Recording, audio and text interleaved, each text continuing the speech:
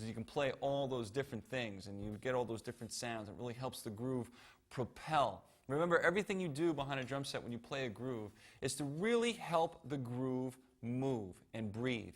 We want to have that breath, that air. The best drumming has air in it, and it has that space. You listen to a great player play, you'll hear that it's got a life to it. It breathes. Let's see if we can get some breath in this one. Now, this one has an accented hi-hat part.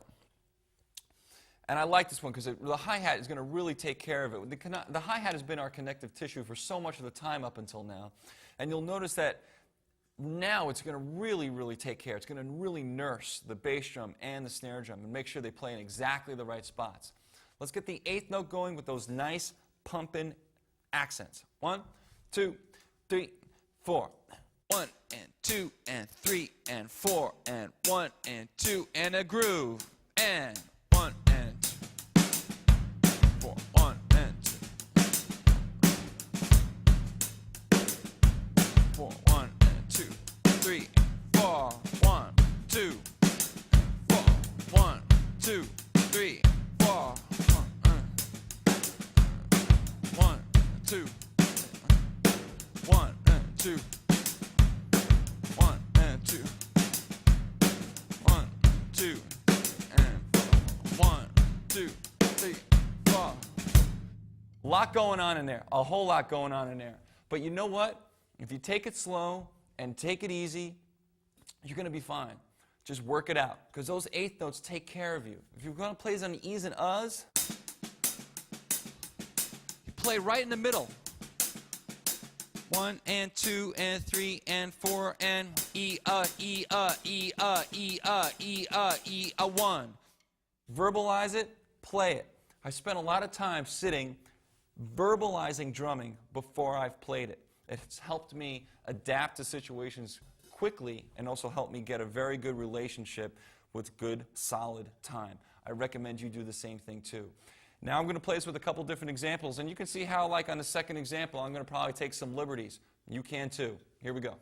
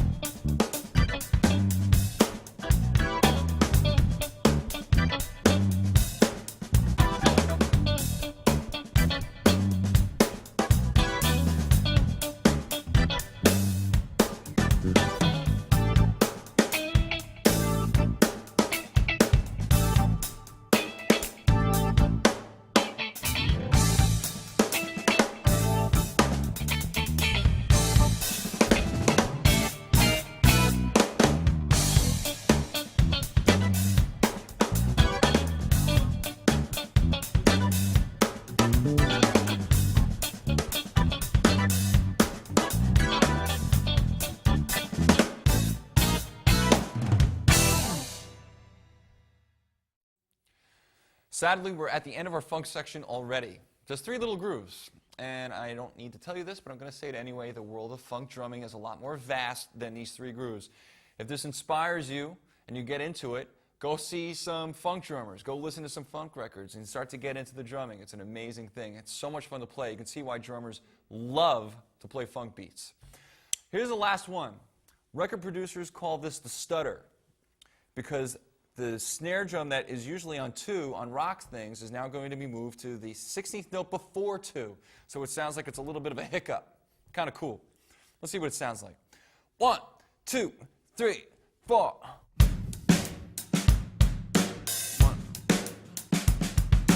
1, 2, 3, and 4. 1, 2. 1,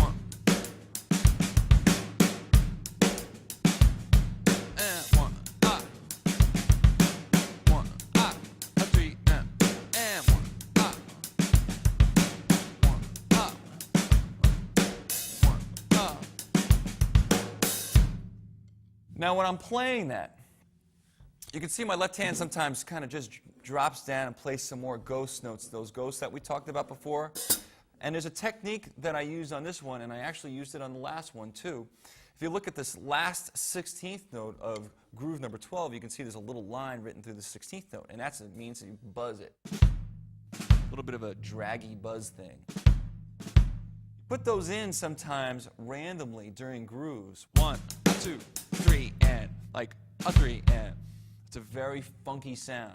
I'm sure I'll probably be using it coming up when I play these next two grooves. Let's see what they sound like, and don't forget, the second one, I'm going to probably take some liberties, but this is the seed that has been planted for the groove. Then you make your own variations and have some fun. Here we go.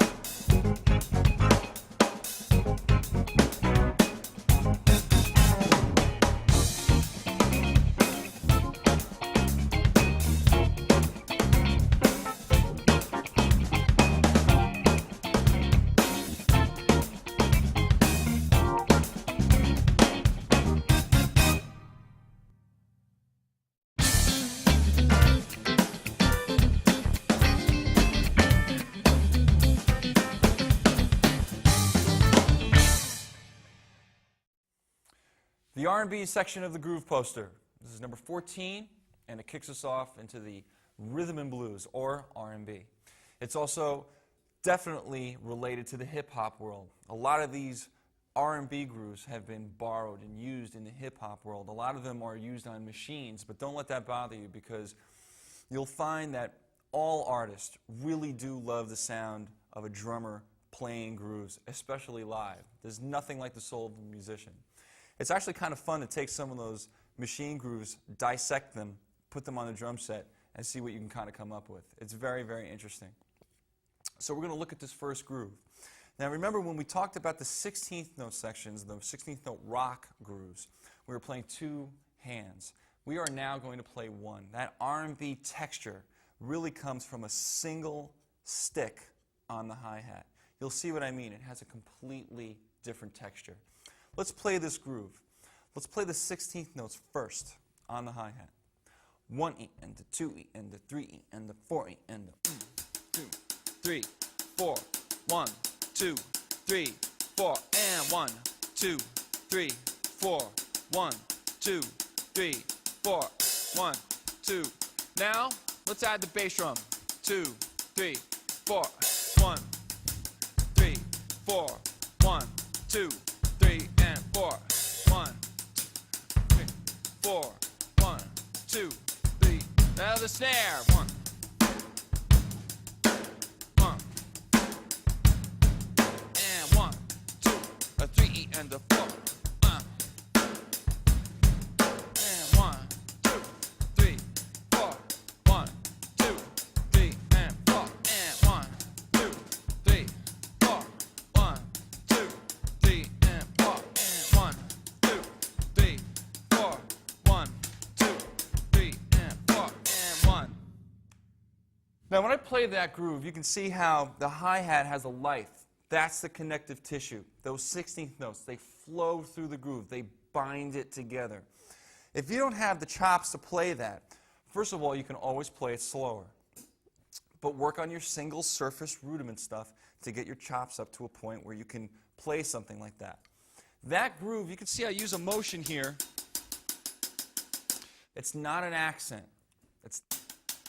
That's coming up a little bit later. My hand just flows through the groove. It moves, it lilts, but it's not accenting. It's not going chunka, chunka, chunka. This R&B groove is demonstrating the single, beautiful, linear line of notes that you can get on a hi-hat with one hand that bind the groove together. Now, when you see me play this with the slow and fast examples, you'll see that the music inspires me maybe to change the groove around a little bit, but it's coming from this place. And when you try these with the rhythm section, try to zero in on where that groove is and see where these lay for you. Good luck and give it a shot.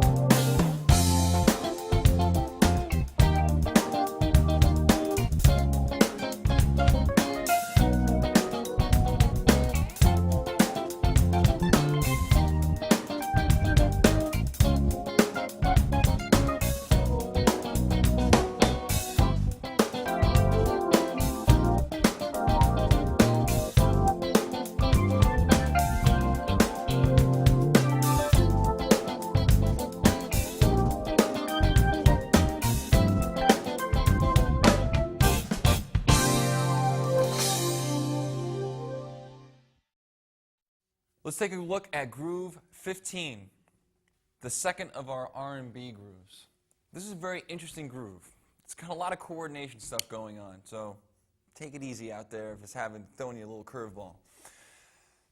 Remember the connective tissue we were talking about, the eighth notes, and then we were talking about 16th note connective tissue? Well, we're going to use eighth note connective tissue again on these, but we're going to split it up between two limbs.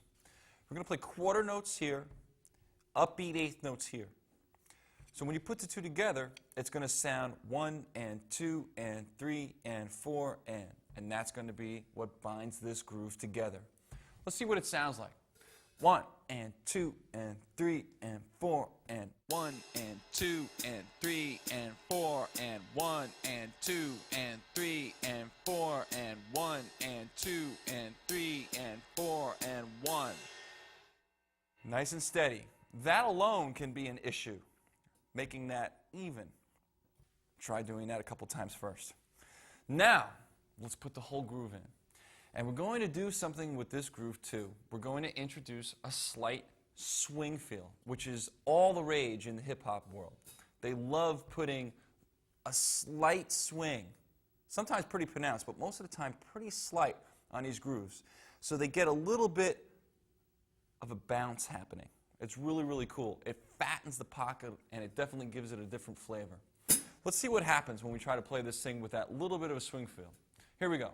1 and 2 and 3 and 4 and 1 and 2.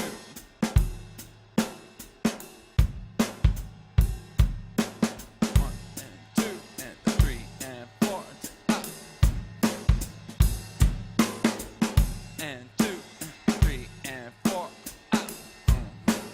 3 and 2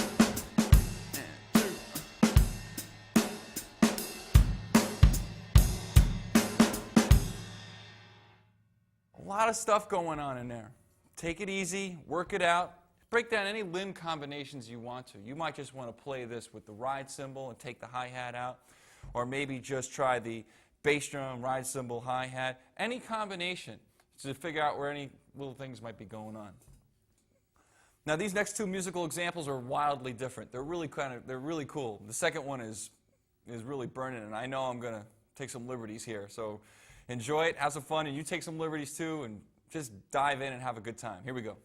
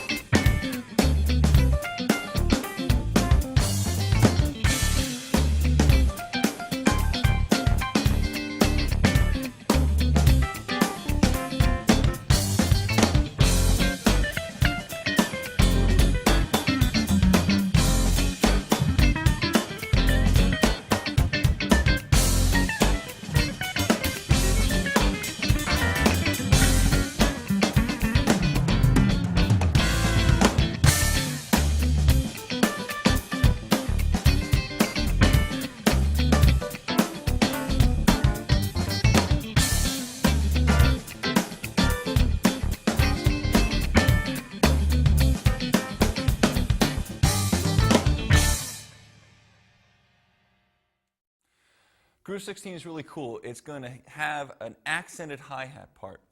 It has a push. As a matter of fact, they call this the push. It has an 8th note accent with the 16th notes in between them softer. Let's play that hi-hat part, and it's with one hand. 1, 2, 1, 1 E and a 2 E and a 3 E and a 4 E and a 1 E and a 2 E and a 3 E and a 4 E and a 1. You can see the difference right away. You can see how, like that other one I was playing, number 14, it had 16th notes. They were much smoother. Now I'm going to really accent those 8th notes. 3 and 4 and 1 and 2 and 3 and 4 and 1 and 2. Let's try the whole groove. And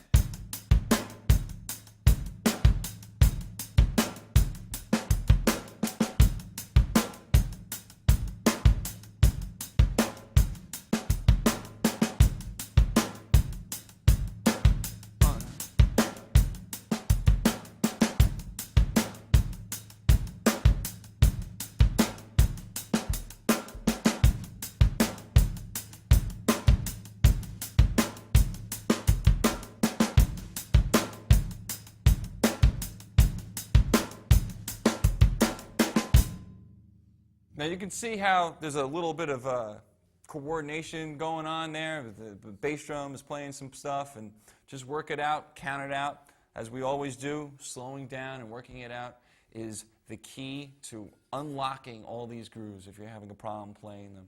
Your bass drum might want to rush. It may want to squeeze those 16th notes. Remember, your hi-hat will keep them in line if you're focused and have the philosophy straight. Make sure that that hi-hat's in charge. The next two musical examples, again, going to be a lot of fun. I'm sure it's going to take me in a lot of different directions when I play it, especially the second one. Let's see what happens.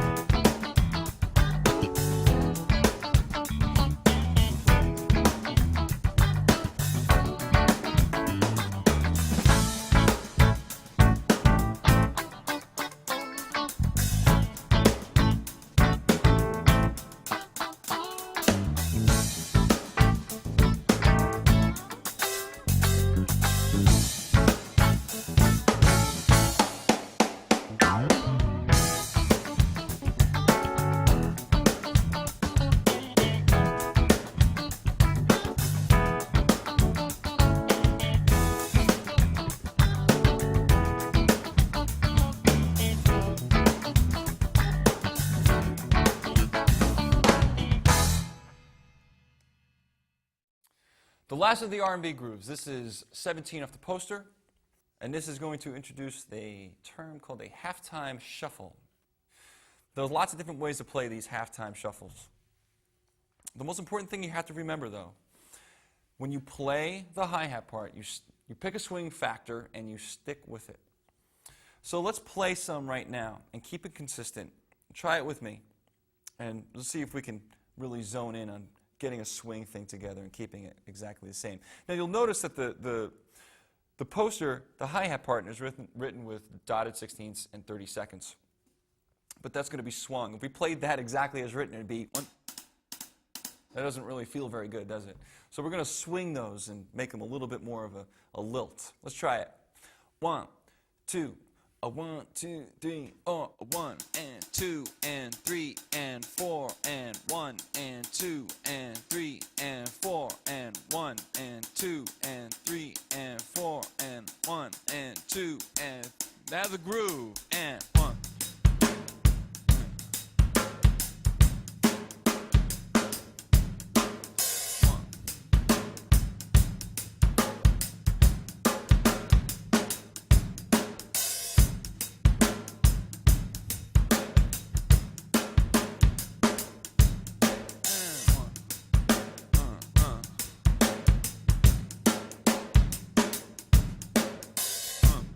When I play that groove, I always have a tendency to put a little extra bass drum note between the end of 1 and 2 on that groove, just because it feels good. You might find little places where you want to put a little extra bass drum note, and feel free to take this groove and adapt it.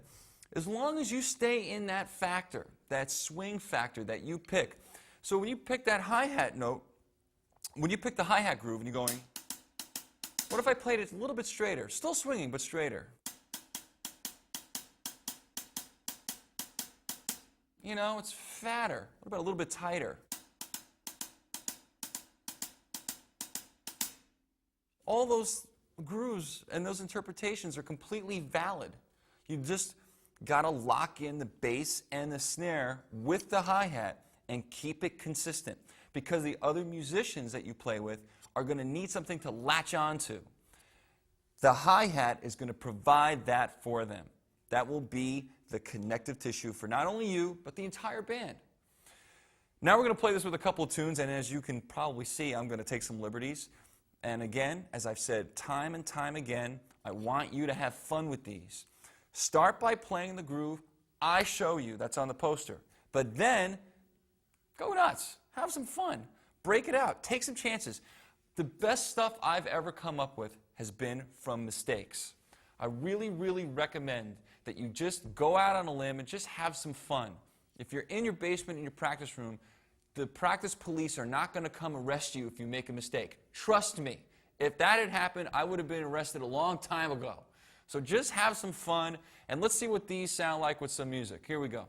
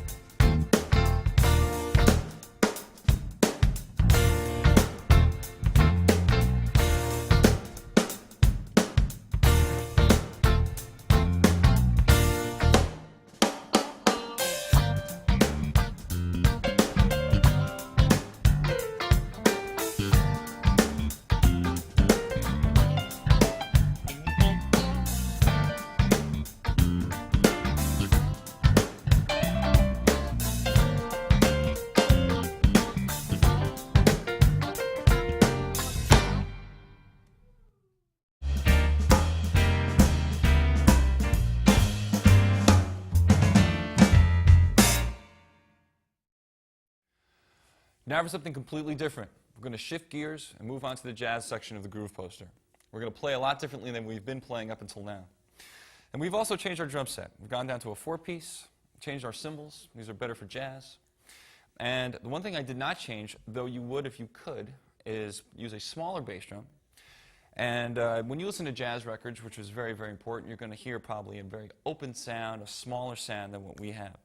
I didn't change it because most people who are watching this probably don't have multiple size bass drums. The most important thing that you have to know is how to play it. That will make it sound good no matter what size you play it on. So don't let the size of your bass drum bother you. You can still make great swing and jazz on a 22. And that's what I have right here. It's probably what you have too. Now, we've been playing straight eighth note music up until now. We're going to be playing triplet-based music right now on the jazz section. This is going to be based on triplets, and that's important because you have to get that in your core philosophy. Let's build our jazz ride. It's built on quarter notes. Let's play just quarter notes. 1, 2, 3, 4. 1, 2, 3, 4. 1, 2, 3, 4, 1. Each one exactly the same and moving forward. You can see how they all connect